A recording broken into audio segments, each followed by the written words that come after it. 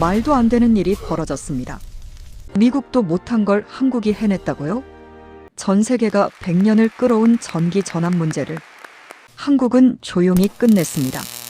저는 독일본에서 전력 시스템 분석과 에너지 효율을 연구하며 20년 넘게 살아온 기술자 하랄트 슈나이더입니다. 제 삶은 늘 숫자와 도면, 회로 속에 있었습니다. 전기의 흐름과 소비 패턴을 읽어내는 일이 제 일상이었고, 그런 일들 덕분에 유럽 각국 정부의 자문을 맡기도 했습니다. 저는 제가 전기라는 분야에 있어선 세계 어디에 내놔도 뒤지지 않는 전문가라 자부하고 살았습니다. 특히 선진 전력망을 갖춘 독일이나 미국, 프랑스와 같은 나라들이 표준이라고 믿고 있었죠. 그런 저에게 몇 달 전 하나의 발표가 모든 걸 뒤흔들었습니다. 아시아 유럽 공동에너지 포럼에서였습니다. 그날 저는 국제전력표준화위원회 발표장에서 평소처럼 느긋하게 앉아 있었습니다. 대부분의 발표는 기존 전력 체계의 개선안이나 기존 선진국들의 사례였고 익숙한 내용들이었죠. 그런데 한 발표자가 대한민국의 전압 전환 사례라는 주제로 마이크를 잡는 순간 저는 본능적으로 기대치를 낮췄습니다. 한국? 저 나라는 아직도 미국 기술 베끼는 수준이겠지. 솔직히 그게 당시 제 머릿속에 떠오른 첫 생각이었습니다. 하지만 발표 내용이 시작되고 얼마 지나지 않아 제 표정은 굳어졌습니다. 대한민국은 지난 32년간 전국적인 전압체계 전환을 성공적으로 마쳤으며 현재는 가정산업 공공부문 전체가 220V 체계를 안정적으로 사용하고 있습니다. 전환 과정에서 약 24조 원에 달하는 예산이 투입되었으며 가전제품, 배선, 안전 시스템, 송배 전망까지 전면 교체되었습니다. 이는 현재까지 자발적으로 전 국민이 참여하여 전압을 완전히 바꿔낸 유일한 국가입니다. 저는 말문이 막혔습니다. 32년? 전 국민이 시스템 전환을? 그건 불가능한 일이었습니다. 유럽에서도 논의만 반복되다가 실제 전환을 포기한 국가가 수두룩했거든요. 특히 미국은 여전히 110B를 사용하고 있고 유럽조차 국가별로 전압이 달라 비효율과 충돌이 끊이질 않습니다. 제가 소속된 독일 에너지기술연구소조차 수년 전 국가 전압 통일 논의를 했다가 비용과 저항, 여론 때문에 흐지부지 끝났던 기억이 있습니다. 그런데 그런 일을 한국이 해냈다니. 발표가 끝난 뒤 제 옆자리엔 미국계 대형 에너지 기업의 간부 에릭 밀튼이 앉아 있었습니다. 그는 제가 아시아 기술에 대해 회의적이란 걸 잘 아는 사람이었습니다. 그는 어깨를 으쓱이며 말했습니다. 한국이야 뭐 따라하는 건 늘 빠르니까. 하지만 제대로 된 기술력은 아직 멀었지. 그리고는 피식 웃었습니다. 그 말에 저는 더 이상 앉아 있을 수가 없었습니다.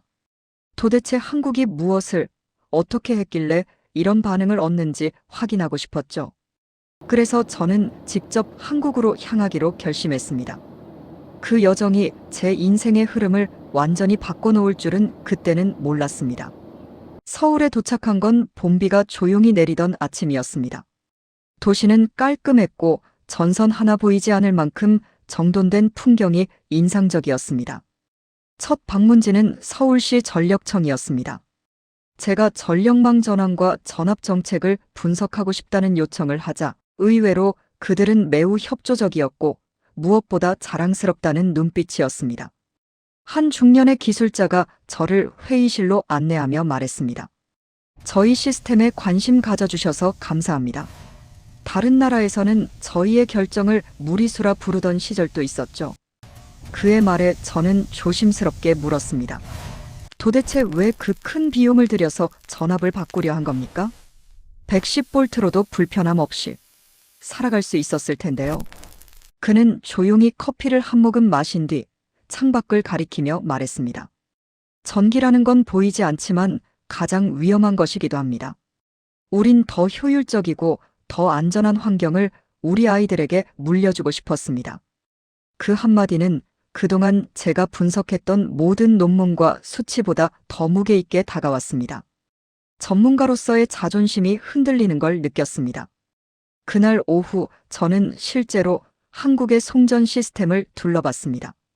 배전함 하나에도 정밀한 차단 시스템과 가전 보호 장치가 내장되어 있었고, 가정집 벽면 콘센트까지도 220V 기반의 안전접지 설계가 적용돼 있었습니다. 그뿐만이 아니었습니다. 모든 신축 아파트와 건물은 220V를 기본으로 설계돼 있었고, 가전제품은 물론 스마트 계량기와 연동되는 고급 관리 시스템까지 구비돼 있었죠. 저는 독일에서 10년 넘게 추진하다 중단된 프로젝트의 내용을 떠올렸습니다.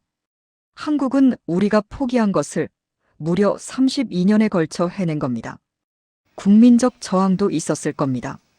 하지만 그들은 포기하지 않았습니다. 며칠 뒤 저는 다시 에릭 밀튼에게 연락해 이렇게 말했습니다. 내가 말한 따라 하는 나라가 결국은 앞서가고 있더군. 그는 아무 말도 하지 않았습니다. 서울에 머무는 동안 저는 단순한 전기체계 그 이상의 것들을 보게 되었습니다. 그건 기술만이 아니었습니다. 한국의 220V 전화는 수많은 시민, 기술자, 정책 결정자, 그리고 기업이 오랜 시간 함께 만든 집단적 약속이었습니다.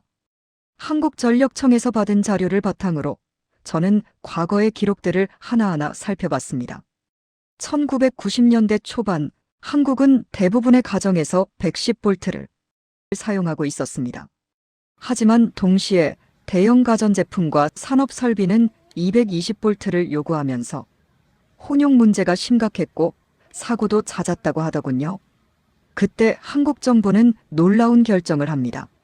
초단기 효율이 아닌 장기 안정성과 미래 세대를 위한 방향으로 전압 체계를 완전히 바꾸기로 한 것이죠.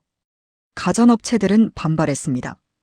노후된 집에 사는 서민들의 걱정도 컸고, 당장 집집마다 콘센트를 뜯고 전선을 갈아야 했기에 혼란도 많았다고 들었습니다. 그러나 국민들은 결국 이해하고 따라갔습니다. 공무원들은 밤낮 없이 계도 활동을 벌였고, 전기공사 기사들은 수십 년간 전국을 누비며 교체 작업을 이어갔습니다. 그 이야기를 듣고 나니 제가 기술자로서 얼마나 기술만을 보며 살아왔는지 반성하게 되었습니다.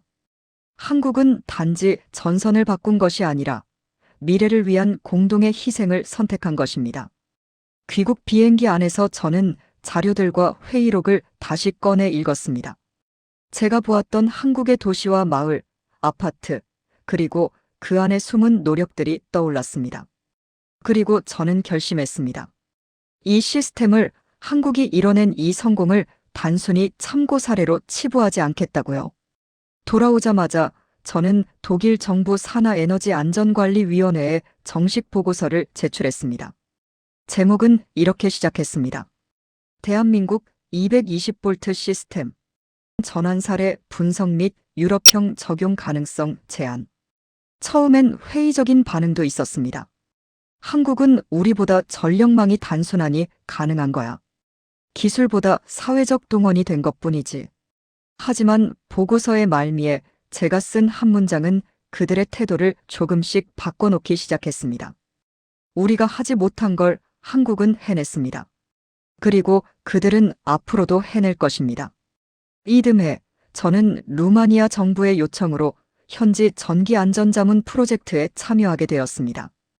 그들은 노후 전력 시스템으로 인한 화재와 누전 사고가 빈번하다는 문제를 안고 있었죠. 회의석상에서 제가 조심스럽게 꺼낸 이야기는 바로 한국의 전압 전환 사례였습니다. 한국은 전 국민이 함께 움직였습니다. 단기간에 이룬 성과가 아니었습니다. 그러나 결과는 그 어떤 서구 국가보다 앞선 것입니다. 회의에 참석한 루마니아 에너지부 장관은 깊은 감명을 받은 듯 했습니다. 그 자리에서 그는 한국기술진 초청을 공식적으로 요청했고, 그 후 협력은 실현되었습니다. 이후로도 저는 여러 국가에서 한국의 전기 시스템에 대해 문의를 받았고, 종종 그들의 기술자들에게 이렇게 말하곤 했습니다. 전기 기술이 중요한 것이 아닙니다. 그 전기를 누가, 왜, 어떻게 쓰는지가 더 중요합니다. 한국은 그 질문에 스스로 답을 낸 나라입니다. 국제전력안전회의가 다시 열렸을 때 저는 더 이상 청중으로 남지 않았습니다. 연단에 올라 직접 발표를 하게 되었죠. 수십 개국의 전문가들 앞에서 저는 마침내 말했습니다. 우리는 한국을 너무 늦게 주목했습니다. 그들은 단지 기술을 따라온 나라가 아닙니다. 이젠 우리가 한국을 따라 배워야 할 때입니다. 그날 회의장에는 한국의 젊은 기술자들도 참석해 있었습니다. 그들은 조용히 앉아 있었지만 누구보다 자부심 어린 눈빛을 띠고 있었죠. 그리고 그 순간 저는 깨달았습니다. 전기가 흐르는 건 전선만이 아니라 국민의 의지와 희생, 그리고 미래를 향한 철학이라는 사실을요. 요즘 저는 자주 한국을 다시 찾습니다. 기술적 교류뿐 아니라 제 자녀들이 서울의 대학에서 교환학생으로 공부하고 있거든요. 그 아이들도 이제는 말합니다. 아버지, 한국은 전기가 세다는 말이 진짜였어요. 에어컨도 강하고 전기차 충전도 빠르고 그런데 사람들도 따뜻해요. 그 말을 들으며 저는 웃었습니다. 그리고 조용히 말했죠. 전기보다 더 큰 에너지는 바로 그 사람들의 마음이란다. 제 딸 안내는 저와는 조금 다른 길을 걷고 있습니다. 저처럼 기술자가 되기보다는 사람의 마음을 다루는 일을 하고 싶다며 심리학을 전공하고 있었죠. 몇 달 전 안내는 교환학생 프로그램을 통해 서울에 있는 모 대학교로 유학을 떠났습니다. 아버지인 제가 한국에 다녀온 이후였기 때문에 그녀는 그 나라에 대해 자연스럽게 관심을 가지게 되었고 제가 들려준 이야기들을 무척 흥미롭게 받아들였죠. 아빠가 그렇게 감탄한 나라면 나도 한번 직접 경험해보고 싶어요. 안내는 그렇게 한국으로 떠났습니다. 제가 처음 서울에 도착했을 때 느꼈던 낯설미나 거리감을 그녀는 조금도 보이지 않았습니다. 젊은 세대는 참 다르구나 싶었죠. 그런데 어느 날 저녁 독일에서 늦은 밤을 보내고 있던 저에게 안내에게서 영상통화가 걸려왔습니다. 카메라 화면 속 그녀는 살짝 놀란 표정이었습니다. 서울 시내에서 수업을 마치고 친구들과 카페에서 시간을 보내던 중이었는데 갑자기 근처 상가 건물의 분전함에서 작은 불꽃이 튀는 사고가 있었다고 했습니다. 저는 놀라 걱정스러운 목소리로 물었습니다. 괜찮니? 다치진 않았고? 안내는 고개를 끄덕이며 말했습니다. 응, 아무도 다치지 않았어요. 정말 놀라울 정도로 대처가 빨랐거든요. 그녀는 그때의 상황을 이렇게 설명했습니다. 카페 안에 있던 사람들 모두가 당황하지 않고 침착하게 주변 콘센트와 전기 기기들을 차단하고 매장 주인은 즉시 벽면의 비상차단 스위치를 눌러 전류를 완전히 차단했습니다. 이 모든 일이 1분도 채 되지 않아 벌어졌다고 했습니다. 곧바로 전기안전공사 직원이 도착했고 현장 확인 후 안전하게 문제를 해결했습니다. 그리고 안내는 이렇게 덧붙였습니다. 아빠, 여기선 전기에 대한 교육이 생활 속에 배어 있어요. 그게 참 인상 깊었어요. 그 말을 듣는 순간 저는 감정이 북받쳐 올라왔습니다. 기술만 강조하며 평생을 살아왔던 제가 놓쳤던 부분을 제 딸이 한국에서 체험하고 배워오고 있었던 겁니다. 그날 밤 저는 오래된 연구 노트를 꺼내 다시 읽었습니다. 거기엔 제가 수년 전 작성해 두었던 가정 내 전기 안전 교육 필요성에 대한 메모가 있었습니다. 당시엔 효율성 우선이라는 명목으로 실행되지 못했던 제안들이었죠. 하지만 지금은 달랐습니다. 저는 곧바로 연구소 회의에 그 내용을 재상정했습니다. 그리고 다음 발표에서는 한국의 전기 안전 교육과 실생활 적용 사례를 정식 보고서로 다뤘습니다. 특히 초중등 교육 과정에 포함된 실습형 전기 안전 교육, 공동주택에 설치된 자동 차단 장치, 그리고 한국인의 전기 사용 습관까지도 세세히 분석해 소개했습니다. 그 보고서가 발표되자 동료 연구원 중 한 명이 조심스럽게 말했습니다. 하랄트, 자네 예전엔 그런 것엔 관심 없지 않았나? 저는 웃으며 대답했습니다. 예전엔 전기만 봤지 사람은 보지 못했지. 하지만 지금은 알겠네. 전기보다 더 중요한 건 그걸 사용하는 문화와 의식이라는 걸. 시간이 흘러 저는 유럽 전력문화개선 연합회에서 한국형 전기 안전 문화 도입을 정식 의제로 제출했습니다. 그리고 그 중심에는 늘 한국이라는 이름이 있었습니다. 며칠 후 안내가 또 연락을 해왔습니다. 이번엔 친구들과 함께 지방 도시로 여행을 갔다고 하더군요. 그녀는 환하게 웃으며 말했습니다. 아빠, 여긴 참 신기해요. 작은 시골 마을인데도 콘센트는 다 220볼트고 화장실에도 감전 방지 장치가 있어요. 심지어 숙소 주인 할머니께서 전기 안전 교육을 직접 받은 이야기까지 해주셨어요. 그 말을 들으며 저는 생각했습니다. 이 나라는 단지 기술이 좋은 게 아니라 사람들에게 기술의 가치를 가르치는 나라구나. 그날 밤 저는 제 일기를 적었습니다. 기술이란 결국 사람을 위한 것임을 한국이 내게 가르쳐 주었다. 그리고 제 책상 위에는 지금도 한 장의 사진이 놓여 있습니다. 서울에서 찍은 콘센트 사진입니다. 평범한 220볼트 콘센트지만 저에겐 단순한 전기 공급 장치가 아닌 한 나라가 걸어온 시간과 철학의 증표로 보입니다. 그해 가을, 저는 스위스 제네바에서 열리는 국제에너지 안전 컨퍼런스의 초청 연사로 나서게 되었습니다. 주제는 전력 인프라의 미래와 안전성. 저는 장기적 전략이 만들어낸 성공 사례 대한민국의 220볼트 전환이라는 제목으로 연설을 준비했습니다. 솔직히 말해 그 무대에 서기까지 마음속에 여러 갈등이 있었습니다. 내가 왜 한국 이야기를 국제 무대에서 대신해야 할까? 이건 과연 내 분야를 넘어선 감정적인 판단은 아닐까? 하지만 준비하면서 떠올랐던 건 제가 한국에서 직접 보고 듣고 느꼈던 진실들이었습니다. 그리고 무엇보다 그 진실은 누구라도 알아야 할 가치가 있다는 확신이었습니다. 컨퍼런스 당일 전 세계 60여 개국의 에너지 전문가들과 정부 고위 인사들이 모인 자리에서 저는 천천히 단상에 올라 조용한 목소리로 말을 꺼냈습니다. 존경하는 각국 대표 여러분, 오늘 제가 소개할 나라는 여러분이 상상했던 기술 선진국이 아닐 수도 있습니다.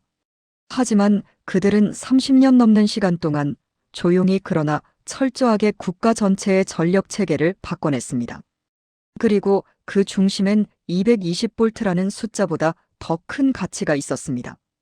바로 국민의 협력, 미래를 위한 통찰, 그리고 실천하는 용기입니다. 스크린에 띄운 사진은 서울 시내의 전선 없는 거리, 그 옆엔 가정집 벽에 설치된 220볼트 콘센트, 그리고 마지막으로는 낡은 시골집에서 전기 안전 교육을 받는 어르신의 사진이었습니다. 청중 중 몇몇은 처음엔 의아한 표정을 지었지만 이내 진지한 눈빛으로 제 이야기에 집중했습니다. 제가 한국의 사례를 데이터와 현장 경험으로 풀어가며 설명하자 회의장 분위기는 점점 무거워지고 한편으론 경외로 변해갔습니다. 발표가 끝나자 잠시 정적이 흘렀습니다. 그리고 곧 이어진 박수 소리는 그 누구의 발표보다 길었습니다. 그날 유럽연합전력안전국 부국장은 제게 다가와 말했습니다. 하랄트 박사, 한국은 이제 단순한 기술 수용국이 아니라 새로운 전력 안전 문화의 선도국으로 볼 수 있을 것 같습니다. 당신이 그 사실을 증명해 주었네요. 그 말을 듣는 순간 제 가슴 한편이 벅차오르며 뜨거워졌습니다. 그동안 제가 품고 있었던 한국에 대한 감정이 단순한 감탄이 아니었음을 깨달았죠. 그건 존경이었습니다. 그 자리에서는 한국을 아시아 최초로 국제전력문화 인증 국가로 선정하는 안건도 통과되었습니다. 제가 준비한 보고서가 그 기준 문서의 핵심 참고 자료로 채택되었고 한국전력청은 향후 5년간 세계에너지안전협의체의 핵심 자문기관으로도 참여하게 되었습니다. 회의가 끝나고 호텔로 돌아오는 길, 저는 가방에서 작은 노트를 꺼내 조용히 한 줄을 적었습니다. 한 나라의 전압을 바꾸는 건 쉽지 않지만 그보다 더 어려운 건 사람들의 마음과 습관을 바꾸는 일이다. 한국은 그것까지 해냈다. 며칠 후 귀국 비행기 안에서 저는 안내에게 메시지를 보냈습니다. 이젠 아빠가 한국을 존경한다고 말할 수 있을 것 같구나. 그녀는 짧은 답장을 보냈습니다. 아빠, 그 마음 나도 알아요. 전기보다 더 따뜻한 나라니까요. 그 순간 저는 더 이상 한국을 작지만 빠른 나라로 보지 않았습니다. 오히려 그 어떤 거대한 국가보다 깊은 철학과 용기를 가진 나라라는 걸 온몸으로 느끼고 있었습니다. 그 회의 이후 유럽과 아시아, 여러 국가에서 한국의 전력 시스템을 벤치마킹하려는 움직임이 빠르게 퍼져나갔습니다. 가장 먼저 행동에 나선 곳은 제가 자문하던 루마니아 정부였습니다. 그들은 노후 주택가의 누전 사고를 줄이기 위해 한국전력청과 협약을 맺고 220V 기반의 배전 설계를 도입했습니다. 그와 함께 한국에서 파견된 기술진이 수도 부쿠레슈티에 도착했고 양국 기술자들이 함께 도면을 놓고 밤늦게까지 작업에 몰두했습니다. 그 광경은 제게 매우 낯설면서도 아름답게 느껴졌습니다. 서로 언어도 문화도 설계 방식도 다르지만 사람을 위한 전기를 만들겠다는 마음은 같았기 때문입니다. 몇 달 후 루마니아의 한 소도시에서 작은 기적 같은 일이 벌어졌습니다. 한 초등학교 건물에 낡은 전선이 과열되며 불꽃이 일었지만 설치된 한국형 자동 차단 시스템 덕분에 단 0.8초 만에 전기가 차단되며 대형 화재를 막을 수 있었던 것입니다. 뉴스를 통해 그 소식을 접한 저는 말없이 고개를 숙였습니다. 그 안에는 안도의 숨과 함께 이 길을 선택한 보람이 담겨 있었습니다. 그뿐만이 아니었습니다. 프랑스 남부 농촌 지역에서는 태양광 발전소와 한국식 220V 인프라가 결합되어 농가의 전력 손실을 20% 이상 줄였다는 보고서가 발표되었고, 스페인에서는 노인 복지시설에 한국의 전기안전경보 시스템이 설치되며 노년층의 감전 사고율이 절반 가까이 줄었습니다. 한국은 이제 더 이상 전기를 잘 쓰는 나라가 아니었습니다. 전기를 사람답게 쓰는 방법을 보여주는 나라가 된 것이었습니다. 이런 변화를 가까이서 지켜보며 저는 어느 순간 제 연구, 인생 전체가 마치 한국으로 향하는 하나의 길이 아니었을까 하는 생각을 하게 되었습니다. 그리고 이제는 그 길을 후배들에게 전해주고 싶다는 마음이 들었죠. 그래서 저는 퇴임을 앞두고 마지막으로 후배 연구자들을 위한 특강을 준비했습니다. 강의실 칠판 한가득 적은 제목은 아주 단순했습니다. 대한민국 220V 이야기 기술보다 더 큰 선택. 학생들은 처음엔 고개를 갸웃거렸습니다. 하지만 이야기가 진행될수록 그들의 눈빛은 달라졌습니다. 특히 제가 서울에서 본 사진들을 보여줄 때, 그리고 제 딸이 감동했던 그 시골 마을의 콘센트 이야기를 꺼낼 때 몇몇 학생들의 눈에는 진심이 담긴 빛이 스며들고 있었습니다. 그날 강의를 마치며 저는 마지막으로 이렇게 말했습니다. 기술이란 사람을 향해 있어야 합니다. 아무리 빠르고 효율적이고 혁신적이어도 그 기술이 사람을 살리고 지키고 따뜻하게 하지 못한다면 그건 진짜 기술이 아닙니다. 한국은 그걸 보여줬습니다. 이제 제 연구실 책상 위엔 딸 안내가 한국에서 보내온 기념 엽서 한 장이 놓여 있습니다. 엽서엔 이렇게 적혀 있었습니다. 아빠, 전기는 차갑지만 한국에서 전기는 사람을 따뜻하게 해줬어요. 지금 돌이켜보면 한국의 220V는 단지 숫자가 아니었습니다. 그건 한 나라가 미래를 향해 내디딘 조용하지만 단단한 발걸음이었고, 그 선택에 동참한 수많은 이름 없는 이들의 용기였습니다. 저는 이제 어느 자리에서든 누가 묻는다면 주저없이 이렇게 말할 수 있습니다. 한국은 전기를 바꾼 나라가 아닙니다. 사람과 사회를 함께 바꾼 나라입니다. 이 이야기를 통해 기술은 결국 사람을 위한 것이라는 진리를 한국이라는 나라가 어떻게 증명해냈는지를 전하고 싶었습니다. 여러분은 어떻게 느끼셨나요? 만약 이 이야기가 작은 울림이 되었다면 댓글과 좋아요로 여러분의 생각도 함께 나눠주시고 주변에도 공유해주시면 감사하겠습니다. 한국은 지금도 조용히 그리고 꾸준히 더 나은 내일을 위해 움직이고 있습니다.